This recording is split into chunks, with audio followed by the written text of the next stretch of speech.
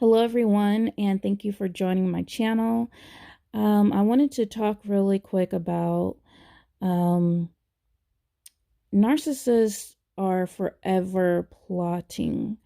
So whether they're, loud and in your face and, um, very alive and well in your life over the phone, through email, whatever, or whether they're radio silent and quiet. Please don't think, if they're being quiet and they used to be very prevalent in your life, don't take that as they're waving the white flag and they give up and they've seen the errors of their ways and they're trying to better themselves or move on. Because, once narcissists have it in their minds that you uh, are a part of their lives or were ever a part of their lives in any way, shape, or form, in their misconstrued minds, you're forever a part of their world. You're their toy for life. Whether you move on, they move on, whatever, you belong to them. So, with that being said, I'm going to share uh, one of or another experience that I had with the ex-narc. And this was in 2018 when we had finalized, this is the day that we finalized the divorce or our divorce. And, you know, our lawyers, worked together, my lawyer, his lawyer. And I want to also put out there before I start, um, the ex-narc did not want uh, any kind of lawyer involved. He wanted this to, he had found his new supply that he wanted to, you know, leap over the fence to greener pastures and, move on with life. And he was ready to, you know, make this a fast, quick and done process as soon as possible. So he was telling me, let's do this the quickest, the fastest, the cheapest way possible. Let's not get any lawyers involved. Let's just, be amicable. And, I'm a person that doesn't like to shake the waters. I don't like confrontations and I don't like long, dragged out things if they don't have to be. And that was the route that I was going to take. However, when I found out that he had been cheating, once it was 100% known in my mind, and I saw it with my own eyes, I was like, oh, hell no. This is not, you're not going to use me one last time to, railroad me, and I'm not going to lie down like a rug. I'm going to put up a fight. And if that means I have to sell some things, which I did, some pretty big things, one being my baby, my first car that I bought, then so be it.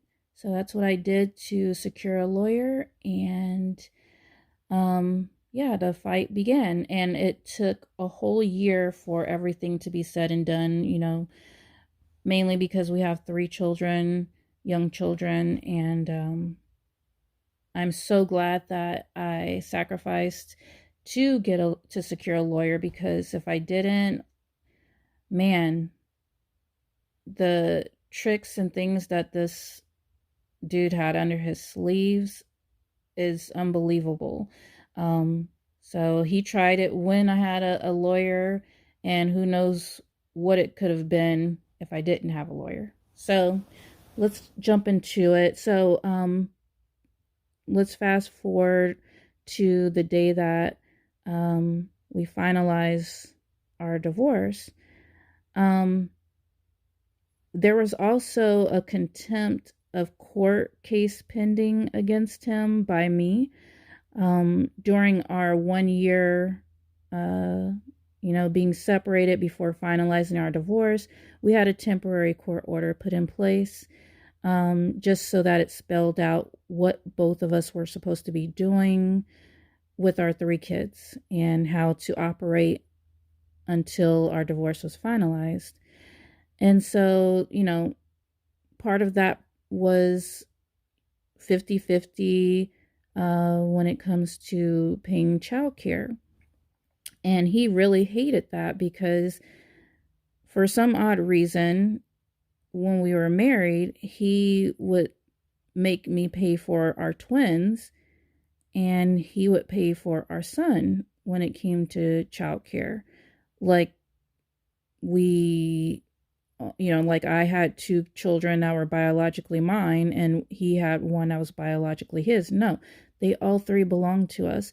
But while we were married, he refused to pay for childcare regarding our twins because he said I should do it because I made more than him, which makes no sense at all. But he refused to cut it down the middle like normal people would and pay for half of the childcare bill.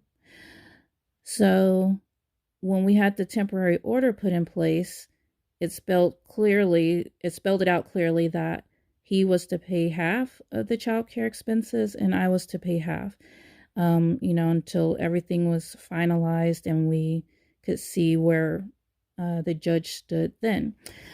So, and that also included extracurricular activities. We had to split it all down the middle, which I was so grateful for that temporary order. It allowed something legal to be put in place where he had to abide by.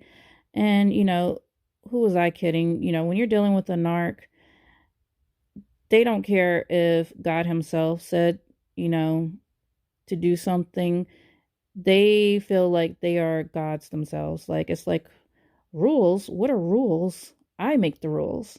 So, with that being said, even with the temporary order in place, he chose to pay what he wanted when it came to childcare. And, it really put me in a bad position financially because, I'm trying to take care of everything, including the extracurricular activities. He refused to pay for that. My one of my twin daughters was in dance, and for those of you that have been in dance or have sons or daughters that are in it, it's extremely expensive. When it comes to recitals and costumes and the monthly, everything that goes with this is pretty expensive. But I was determined to not allow my children to suffer, because their dad was just being a bonehead about it. So I, carried on. I kept all receipts and I made sure I text the ex-narc and let him know, hey, this is the amount that's due. This is your share that, you owe me. In the beginning, I would, ask him multiple times, like, what's going on? Why aren't you paying me what you're supposed to? Or why haven't you paid this amount or that amount? And eventually I stopped doing that because it was giving him fuel. He loved it. So I, left it alone and I quietly sent him receipts. He already knew what the deal was. He had, been told by his lawyer and everything was set in stone for both of us in plain English what we were supposed to do. So I stopped begging and pleading and I just did my part and I kept all receipts. I'm not one to really, I can be a procrastinator at heart. And he never knew me to be one to, maintain records or track things or, I usually go with the flow and, oh, okay, whatever. And I let things slide. But something had come over me during this process. And I was like, I am so tired of this dude's crap. So I'm just going to, be the person. I caught him off guard. Like, he didn't expect me to keep track of all the receipts and every penny. I mean, I kept track of everything right down to the exact penny. And like I said, I stopped pleading and begging him to do his part financially.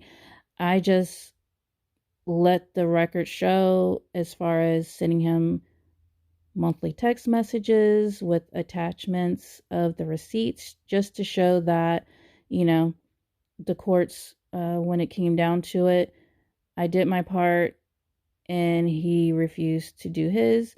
And so it put me in a really good position when it came down to, pursuing contempt of court, which I did. I let my lawyer know this is the deal, and I had all the proof, and I even had text messages from him over the months since that temporary order was put into place that, what he wasn't going to do and how stupid some of this stuff was. And I had copies of all of that. So I screenshotted everything that pertained to what our temporary court order had in place and what he had said, and what, everything was, very well put together by myself.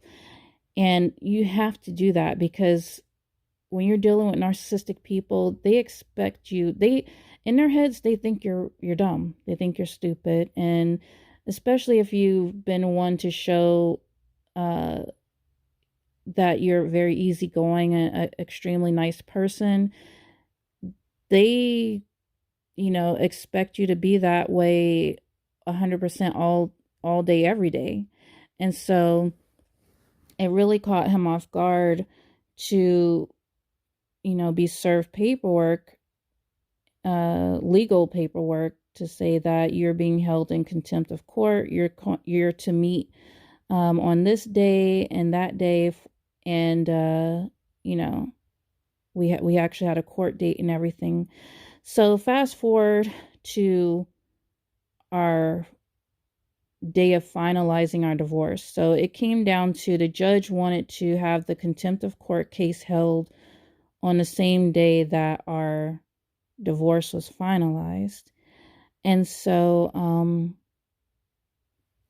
the ex-narc was being held in contempt. I mean, we hadn't had the contempt, the contempt case didn't go forth, but not yet. But I had him held in contempt for $6,000. That's how much he was behind since the temporary order was put in place. So the showdown is the day we finalized our divorce. The ex-narc had a freaking wild card in place. And when I say wild card, it was a freaking wild card. So before the contempt of court situation started, we had to finalize our divorce first. And I was like, that's fine as long as we get this contempt of court case going because he owes me $6,000. Okay, fine. So we're trying to finalize everything with the divorce, and my lawyer states that I am to pay half of the marital debt. And I'm like, what marital debt? Because for the most part, our stuff was separate, separate bank accounts, separate everything, credit cards, thankfully. And so my lawyer says, well, according to your ex, you all have $20,000 in marital debt. And I dang near fell out of my chair. I was like, what in the world? How? How is this? So my lawyer, I don't think my lawyer was aggressive enough when it came to asking for all records, credit card, bills, this, that, and the other. Like, he asked my ex for it to submit copies of it so that we could look over it, my lawyer and I, but my ex refused, and he didn't submit or even show his hand as far as the marital, quote unquote, marital debt until the day we were to finalize our divorce. So my lawyer gets a hold of this marital debt that shocked the mess out of me. And he shows it to me, the day that we're finalizing our divorce. And I'm just like looking through it with my jaw on the floor. And I'm like, I have no clue where, I don't know anything about First National Bank loan. I don't know anything about this. I don't know anything about that. Like, I'd never seen this in my life. I didn't even know he had a freaking American Express card. And it went on and on and on. And I was just like, oh my gosh, this little snake went behind my back and, trumped up all these charges and had him a good old time, taking out other, supplies behind my back and, just helping himself to all kinds of good stuff. And in his head, he knew, within the year time it took for us to finalize everything, he knew that, narcissists, they're very calculating, and he's very good at making sure he does his homework, and he reads a lot. um so he does a lot of research before making certain moves, which usually helps when it comes to um getting over on people. So yeah, so he had did the research and found that in Nebraska, at least, any debt that has accrued, whether doesn't matter which spouse did it, it's under the umbrella of marriage. So as long as you're bound by marriage to this person, you have to pay half when it comes to dividing assets in a divorce and what you're held liable for. So yeah, he had a good old happy time charging up things and taking, uh, side chicks out, side supplies out, and going on trips and stuff because, by this time we were separated and living in different households. Um, and then when I looked a little closer at the bills and stuff that were, laid in front of me for the first time, I saw that the address was for Georgia. It was his parents' address listed on these bills. So his parents were helping him out with hiding the fact that he was doing all this stuff behind my back. And most narcissists come from narcissistic families, and they will cover and lie and do all kinds of things to keep the craziness going. Um, so yeah, he was doing all this stuff. I never saw, some of the stuff was done while we were in the same house, and some of it was done, a lot of it was done when we were separated.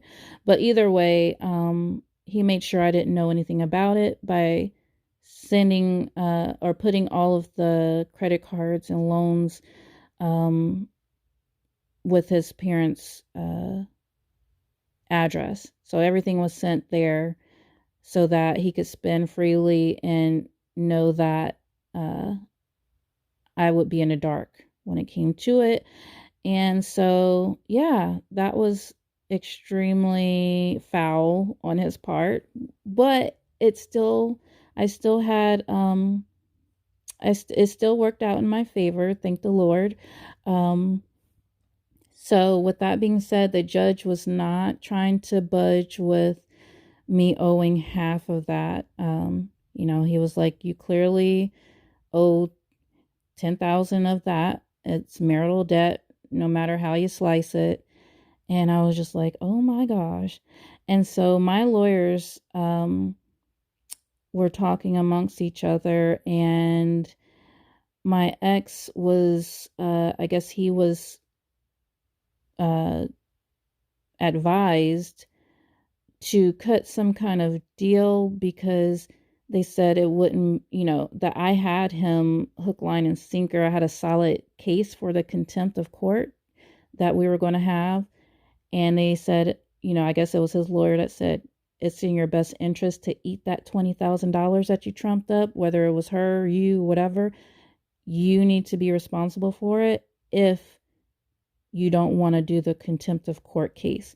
And they were like, you may want to take a deal and offer that to your soon to be ex wife and ask that she drops the contempt of court, because that's a pretty serious thing to hold against someone, if you're found guilty. And my lawyer also advised me, he said, it's going to be more money out of your pocket if we do the contempt of court. And he goes, yeah, we have him. Like, it's definitely going to be a slam dunk case. He owes you that $6,000. You've done your part, as far as keeping track of everything.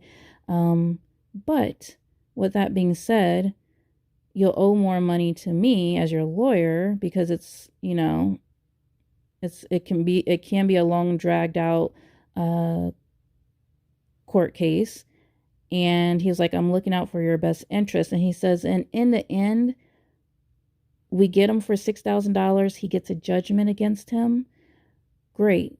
But with the $20,000 still looming over your head, you being held responsible for half of that, $10,000, you would still owe him $4,000. So we would have a judgment against him for the $6,000 if we went with the contempt of court. But you would also have a judgment against you, or at least something held legally over your head that you owed him $4,000. So he basically was like, listen, you've already paid the $6,000 and, your children's extracurricular and child care and all that. Let's eat that. And if he's willing to, be responsible for the trumped up $20,000 that he did on behind your back, let's just move forward and, call it a day. And so at the time, I really wasn't feeling that because I wanted him under the jail or just, really punished. And, I wanted to still do the contempt of court. But in the end, when it was spelled out the way it would have just been best to move the way my lawyer had suggested. My ex-narc did not want to go through with the contempt of court, so much so that he decided to eat the $20,000, be responsible for the $20,000, and I dropped the contempt of court case. So we finalized everything. He was responsible for all of his debt, including the $20,000, and I was responsible for any debts that I had on my own, which was fine. And we signed the paperwork and went about our way. And, he still in his head thought he had won. And the reason I say that is because a few days later, he sent me a text message and it said, so how did that contempt of case work out for you? How'd that contempt of court situation work out for you? And it was like a dig to say like, haha, I didn't have to go through the contempt of court case situation, but he had to eat the $20,000. He was responsible for that. So it was like, wow, I didn't even respond because it was like, it really showed how mentally screwed up, he was in the head and still is. So yeah, I just wanted to share that. It was definitely an eye-opening experience, and I can sit back and laugh now because I don't ever react to anything that he says or does. Unfortunately, I still have to have him somewhat in my life, even though we don't stay together, but we do live in the same city, and we have to share 50-50 custody with our children. So he still tries his hardest at times to get a reaction out of me, but with me growing through this whole process and seeing who and what a narcissist truly is, which I honestly feel are demonic beings, um, I know how to, I won't say it's not uh, difficult at times, but it's actually, I won't say fun necessarily, but it's just entertaining at times to know that I have the playbook now, and I know who and what I'm dealing with, and I know how to play my position, whether that's being silent and ignoring, which most of the time is the best way to go about it, and that's what I do, or how to respond and not react. So